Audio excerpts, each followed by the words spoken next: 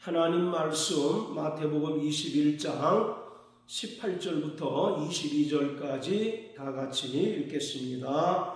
이른 아침에 성으로 들어오실 때에 시장하신지라 길가에서 한 무화과 나무를 보시고 그리로 가사 잎사귀밖에 아무것도 얻지 못하시고 나무에게 이르시되 이제부터 영원토록 내게 열매가 맺지 못하리라 하시니 무화과 나무가 곧 마른지라. 제자들이 보고 이상히 여겨 가로되 무화과 나무가 어찌하여 곧 말랐나이까? 예수께서 대답하여 가라사대 내가 진실로 너희에게 이르노니 만일 너희가 믿음이 있고 의심치 아니하면 이 무화과 나무에게 된 이런 일만 할 뿐 아니라 이 산더러 들려 바다에 던지우라 하여도 될 것이요 너희가 기도할 때에 무엇이든지 믿고 구하는 것은 다 받으리라 하시니라. 아멘.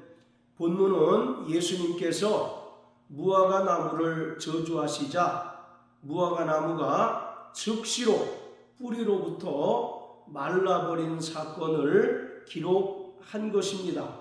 예수님께서 예루살렘 성에 들어오실 때에 시장하셨습니다. 마침 그때 길가에 무화과 나무가 있어서 예수님께서 무화과 나무에서 열매를 얻을까 하여 다가갔지만 잎사귀밖에 아무것도 얻지 못하자 예수님께서는 무화과 나무를 저주하셨고 이에 무화과 나무는 즉시 뿌리로부터 말라 버렸습니다. 여기서 말하는 무화과 나무는 이스라엘 그리고 예루살렘 성전을 가리키고 있습니다. 그리고 21절에서 예수님께서 제자들에게 이 산더러 들려 바다에 던지우라 하여도 될 것이다 라고 말씀하셨는데 여기서 말하는 이 산은 구체적으로 예루살렘 성전 산입니다. 따라서 오늘 본문은 예루살렘 성전의 폐기와 그리고 예루살렘 성전의 파괴를 예수님께서 이 사건을 통해서 예언하신 것입니다. 예수님께서는 이 땅에 참 성전으로 오셨습니다. 요한복음 1장 14절을 보면 말씀이 육신이 되어 우리 가운데 거하심에 라고 기록하고 있습니다. 여기서 거하시다 라고 하는 단어는 장막을 짓다 라는 의미입니다. 따라서 이 말씀은 예수님께서 이 땅에 참 성전으로 오셨다는 것을 의미하고 있습니다. 그리고 요한복음 2장에 보면 유대인들이 예수님께 표적을 요청합니다. 이때 예수님께서는 이 성전을 헐라 내가 사흘 만에 다시 일으키리라고 말씀하셨습니다. 그러자 유대인들이 깜짝 놀라면서 이 성전은 유대 분봉왕인 헤롯이 유대인들의 환심을 사기 위해서 46년 동안에 지은 것인데 어째서 당신은 사흘 만에 다시 일으킬 수 있다고 말합니까? 라고 반문을 합니다. 예수님께서는 성전된 자기 육체를 가리켜 말씀하신 것입니다. 그리고 예수님께서 십자가에 달려 죽으시고 부활하심으로써 예수님께서 하신 그 말씀을 온전히 성취하셨습니다. 이처럼 예수님께서는 이 땅에 참 성전으로 오셨습니다. 구약 성경을 보면 많은 성막과 성전이 등장하는 것을 볼 수 있습니다.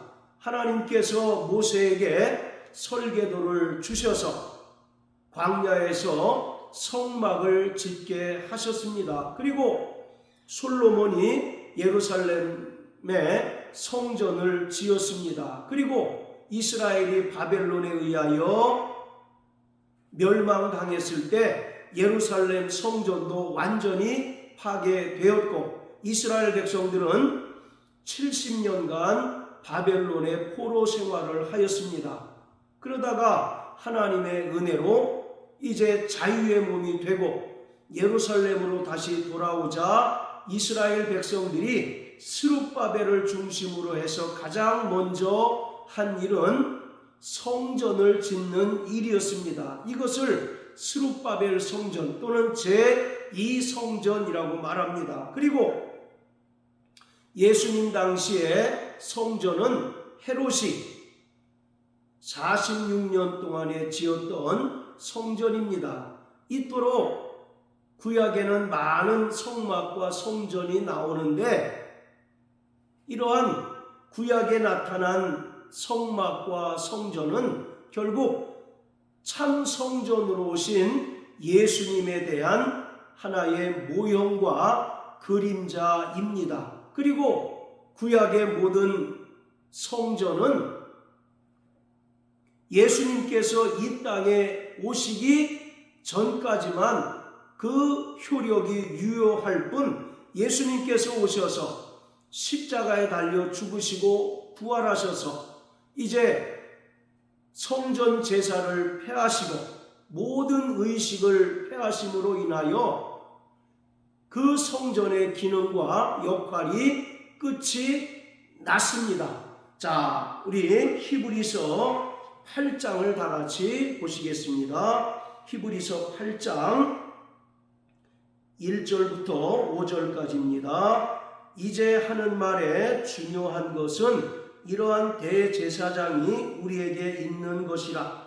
그가 하늘에서 위엄의 보좌 우편에 앉으셨으니 성소와 참 장막에 부리는 자라. 이 장막은 주께서 베푸신 것이요 사람이 한 것이 아니니라.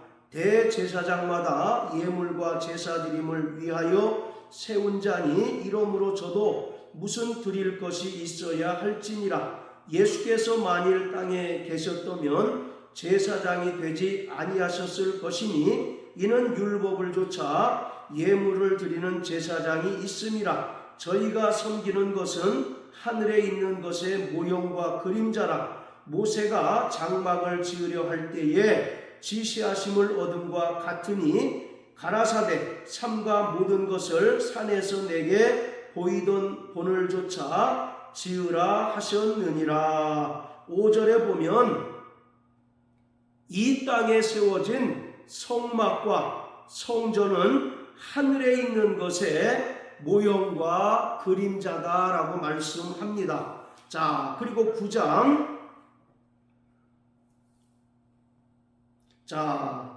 8절부터 10절까지 다 같이 읽겠습니다. 성령이 이로써 보이신 것은 첫 장막이 서 있을 동안에 성소에 들어가는 길이 아직 나타나지 아니한 것이라. 이 장막은 현재까지의 비유니 이에 의지하여 드리는 예물과 제사가 섬기는 자로 그 양심상으로 온전케 할 수 없나니 이런 것은 먹고 마시는 것과 여러 가지 씻는 것과 함께 육체의 예법만 배여 개혁할 때까지 맡겨둔 것이니라. 자, 9절에 보면 이 장막은 현재까지의 비유라고 말합니다.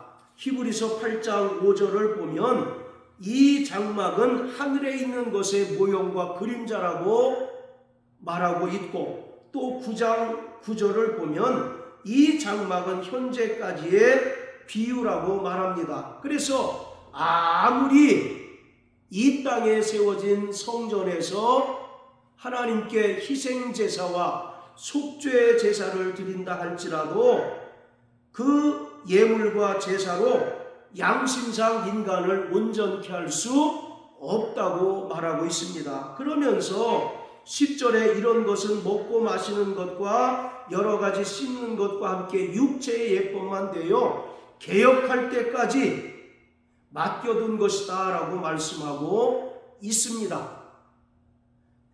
이 땅에 참 성전으로 오신 예수님께서 자기 몸을 단번에 희생 제물로 드리심으로써 영원한 속죄를 이루기까지 비유적으로 존재했을 뿐이라는 것입니다. 그리고 예수님께서 십자가에 달려 죽으시고 부활하심으로써 인간의 모든 죄를 속량하신 후에는 더 이상 성전 제사가 필요 없고 성전에서 행하는 여러 가지 의식이 필요가 없다고 분명히 말씀하신 것입니다. 그래서 이 땅에 세워진 성전은 예수님께서 이 땅에 오셔서 개혁할 때까지만 그 기능과 역할이 유효한 것이지, 예수님께서 오셔서 십자가에 달려 죽으시고 부활하심으로써 인간의 모든 죄를 속량하시고 또 영원한 속죄를 이루신 이후에는 더 이상 사람이 손으로 지은 성전이나 성막이 필요치 않다라는 사실을 분명하게 말씀하고 있습니다. 따라서 오늘 예수님께서 무화과 나무를 저주하시자 뿌리로부터 곧 말라버린 사건이라든지 이 산도로 들려 바다에 던지우라 하여도 될 것이다 라고 하는 말은 예수님께서 이 땅에 참 성전으로 오셨기 때문에 사람이 손으로 지은 예루살렘 성전은 그 기능이 이제 폐하여졌고 곧 돌 위에 돌 하나도 남지 않을 만큼 완전히 무너지게 되리라고 하는 사실을 예수님께서 이 사건을 통해서 분명하게 말씀하신 것입니다. 자, 그리고 여기서 우리가 한 가지 더 살펴보아야 할 것은 오늘 본문의 그 병행 구절이 마가복음 11장에 나타나고 있습니다. 자, 마가복음 11장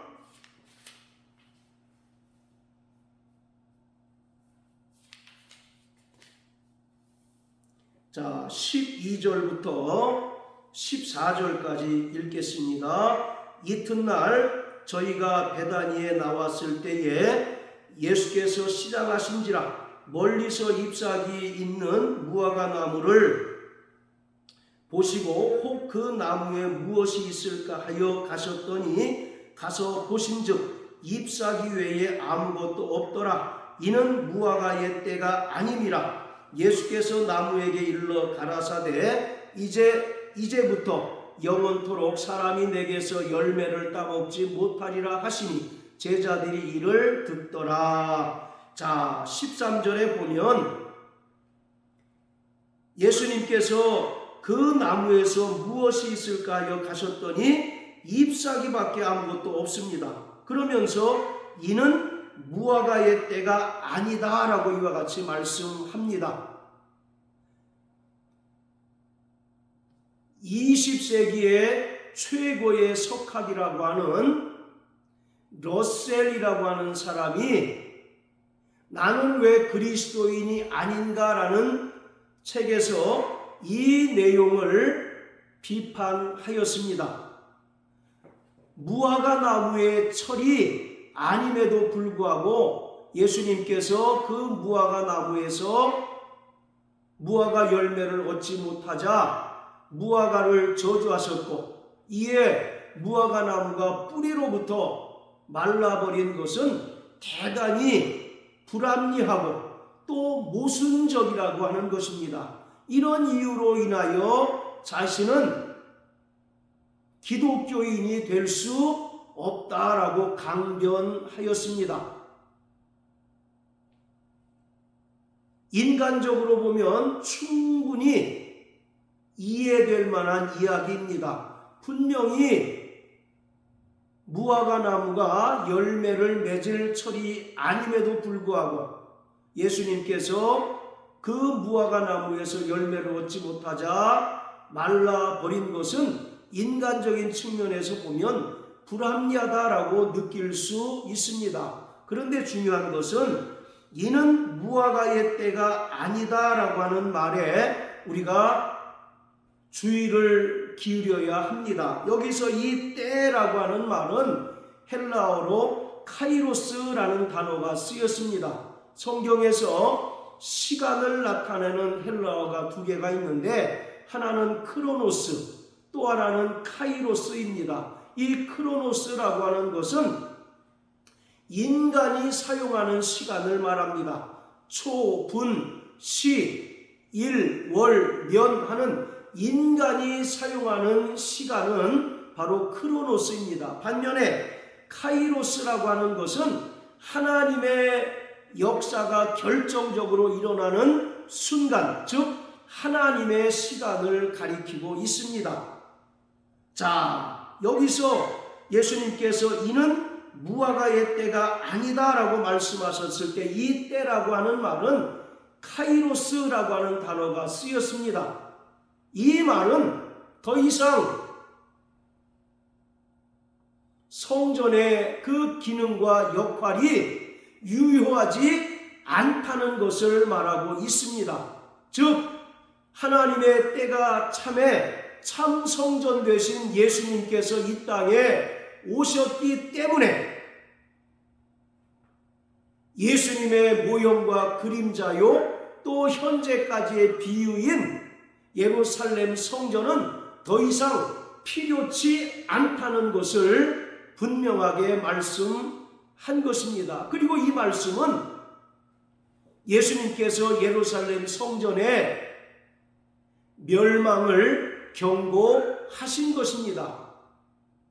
그래서 예수님께서 인간적인 측면에서 불합리한 일을 행한 것이 아니라 하나님의 때가 참에 하나님의 참 성전 되신 예수님께서 이 땅에 오셨기 때문에 이제 사람의 손으로 지은 예루살렘 성전은 더 이상 필요치 않고 폐기되어야 하고 또 따라서 파괴될 수밖에 없다는 사실을 예수님께서 분명하게 말씀하셨습니다.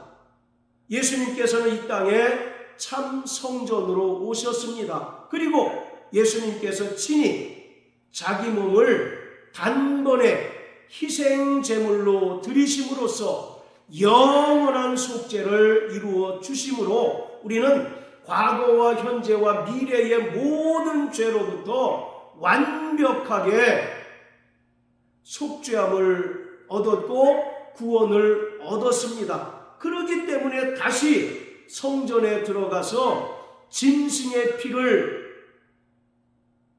속죄소에 뿌리는 그런 제사와 그런 의식이 필요치 않다는 사실을 예수님께서 분명하게 이 사건을 통해서 우리에게 보여주신 것입니다. 우리는 주 예수 그리스도의 그 보혈의 은혜로 말미암아 구원받은 자들입니다. 베드로전서 1장에 보면 우리가 조상의 유전한 망령된 행실에서 구원받은 것은 점이나 흠 있는 금과 은으로 된 것이 아니라 점 없고 흠 없는 어린 양의 보배로운 피로 말미암아 되었다라고 말씀하고 있습니다. 예수님께서 이 땅에 참 성전으로 오셔서 단번에 자기 몸을 희생제물로 드리심으로써 영원한 속죄를 이루심으로 우리는 주님으로부터 구원함을 얻고 또 천국 백성이 되었고 하나님의 성전이 되었습니다. 고린도전서 3장 16절 17절에서 말하기를 너희가 하나님의 성전인 것과 성령이 너희 안에 거하는 것을 알지 못하느뇨. 누구든지 성전을 더럽히면 하나님께서 그 사람을 멸하신다라고 말씀하고 있습니다. 우리는 정말 우리 안에 주님의 이름을 모신 자요 또 우리가 하나님의 성전된 것을 믿어야 합니다. 성전은 기도하는 집입니다. 예수님께서 내 집은 기도하는 집이라고 말씀하셨습니다. 우리가 사람이 손으로 지은 성전에 가서 기도하지 않더라도 우리 안에 내주하시는 예수 이름으로 기도할 때 우리는 하나님 아버지께로부터 그 응답을 소유할 수 있습니다. 그러므로 사랑하는 성도 여러분, 우리는 참 성전 되신 예수님께서 우리를 위하여 영원한 속죄를 이루신 것을 믿는 자가 되어야 합니다. 그리고 그 은혜로 말미암아 구원받은 자들을 또 예수님께서는 하나님의 성전 삼으셨다는 사실도 우리는 깊이 깨닫고 믿는 자들이 되어야 합니다. 성전은 하나님의 이름을 모셔둔 곳입니다. 그리고 성전은 날마다 만민이 기도하는 집입니다. 그러므로 우리 안에서 날마다 기도 소리가 그치지 말아야 하고, 또 우리는 참 성전 되신 예수님을 따라서 이 땅에서 거룩하고 신령한 영적 삶을 살아야 합니다. 이러한 삶을 살아내는 저와 여러분들 되시길 예수님 이름으로 축복합니다. 할렐루야.